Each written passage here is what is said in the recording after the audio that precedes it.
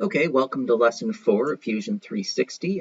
In this lesson, we will be discussing sketching on multiple planes, construction lines versus regular lines, and my favorite, parametric design. So we've been working on a single plane so far. I've been doing all of my examples on the ZX plane on the front here. Which is all fine and good. We can select that and we can draw our elements and see it from multiple angles. But this is a 3D editing program, and there will be instances in which you will be sketching not just on the front face, but also the top at the same time. So if I make a circle on this plane, now you can see that we have two circles on two different planes. It defaults to the origin. So the center point is the origin. And so when you select a plane to draw on, it's got to start somewhere. So it's starting at 0, which is perfectly reasonable. But you don't always want to be drawing on 0. What if you want to draw a feature that is, 3 inches above 0? Well, what you can do is go into your sketch. So I'll select this one here, right click, and we can offset plane. And now we can either type it in or just select it, hit OK. And now when we make our circle, we have a plane to select here.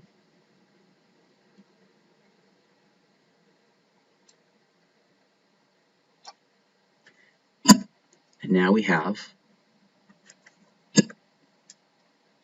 a circle above that circle in space. And this will be pretty important later on.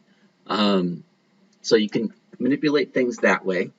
And you can also in your moving of an object, so if we select this object, we can also move it up and down this way, provided that you haven't used a coincident constraint to your origin point.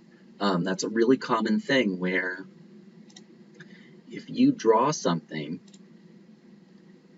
if we go back to sketch 1 here, if I had drawn this circle from here, which oftentimes is a useful thing to do, notice that it put in a coincident constraint. Now if I want to move this, oops, wrong program. Now if I want to move this by selecting it, hitting M for move, notice it doesn't move. That's because it's been constrained. We're not allowing it to. Won't move this way either. So if this happens to you, just take a moment to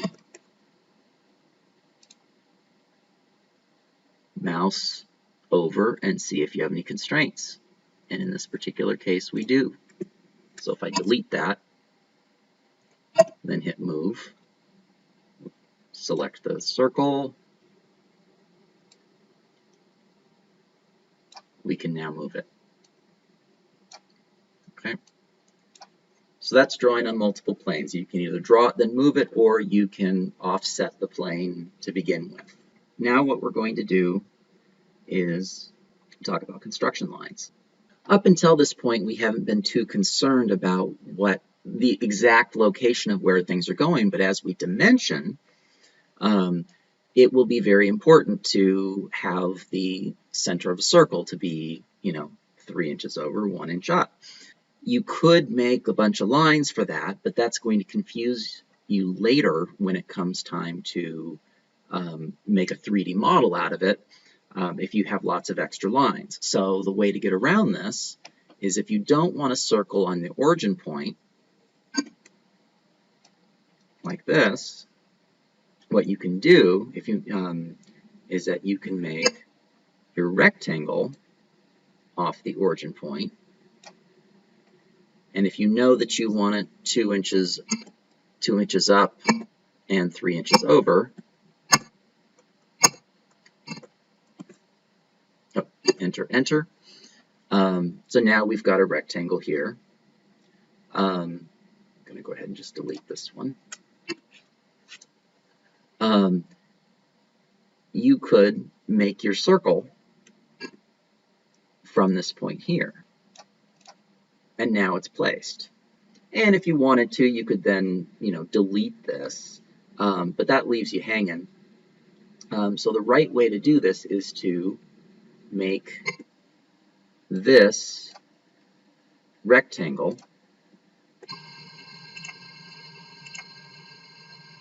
into construction lines. And the way to do that is to select it, right-click, and normal construction. So I'm going to hit that, and now it's a dashed line. So this won't be used in extrusion modes. It won't be used in,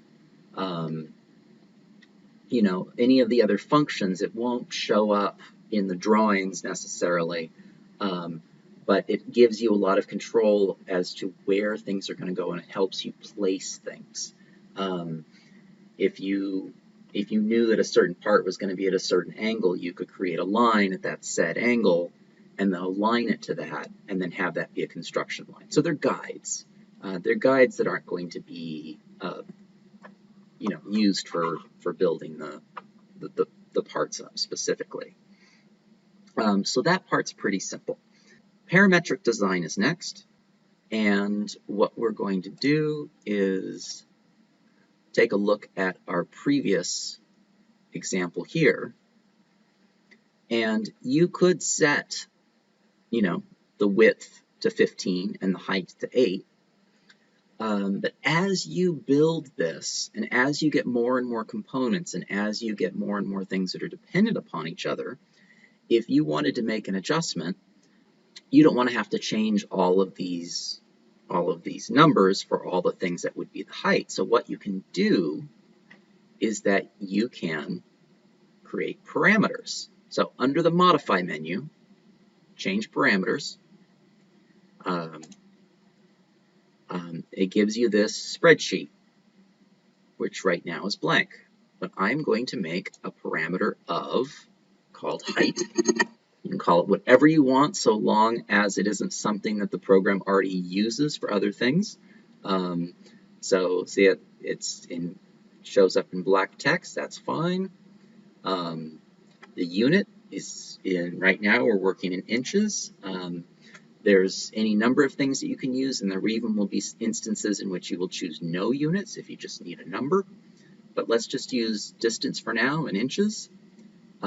And we're going to say that the height is 8. Commenting is very useful if you're getting into more complicated designs.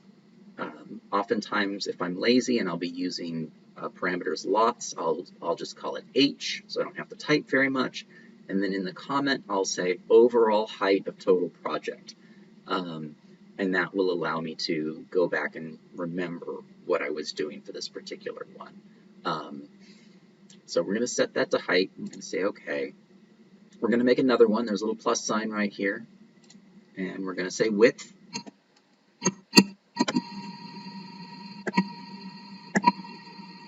And the width, we had 15. Again, this is just notes for yourself so you can remember what you were doing. This gets really important later on. So it's a good habit to be in is if the name of it isn't 100% obvious what you're talking about, put in a comment. It's just like when you're writing code. So I'm going to hit OK for that. And so now we have our height and our width. And I'm going to hit OK. And now, instead of 15 and 8, I can say height. And notice that it goes to black, shows up as height and user parameter. I can hit enter. And now it says fx 8. So instead of it just being a number, it's telling me that this is in the parameter mode. So if I double click this and I say width, notice it's case sensitive.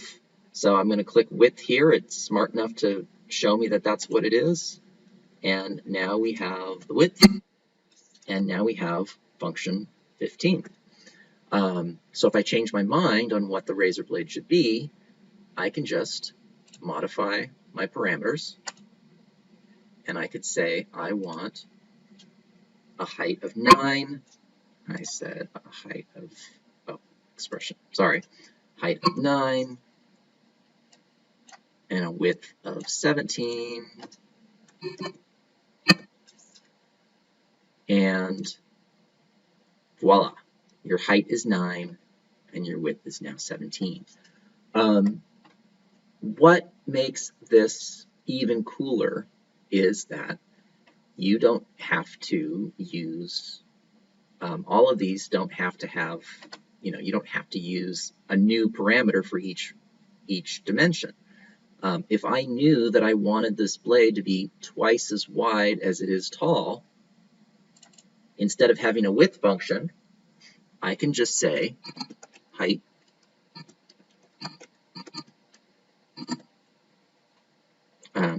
times 2. Notice it goes black. That's accepting that. I hit enter. And now we have this at 18 and this at 9. Twice as much. So now all I have to do, if I need to make adjustments, is all I need to do is change the height. So let's say we go to 7.5. And we hit OK. Now the height is 7.5 and the width is twice as much, 15. And you can have your entire project laid up with very few parameters if you've got specific ratios or relationships.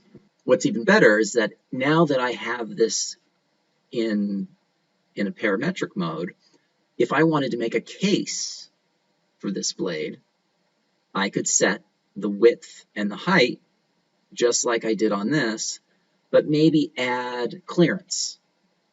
And so the case would have another parameter marked clearance, and then I could adjust how much room is in the case for the blades to kind of have some wiggle room. And then you could adjust that. If you make a 3D print out of this, and then it doesn't fit or it's too loose, then all you need to do is adjust your tolerances, adjust your clearance, and you don't have to change anything else. And then you can have the case based on the razor blade. If you find out that the razor blade comes in 2 different sizes, you could just have the second size. You can just type in the size of the second one, and it'll automatically adjust your case to match everything else that you've got there. So for this exercise, for lesson 4, I would like everyone to change their driving dimensions to parametric functions, have at least 2 of them be using math functions, and while you're at it, locate the height of these features with a construction line.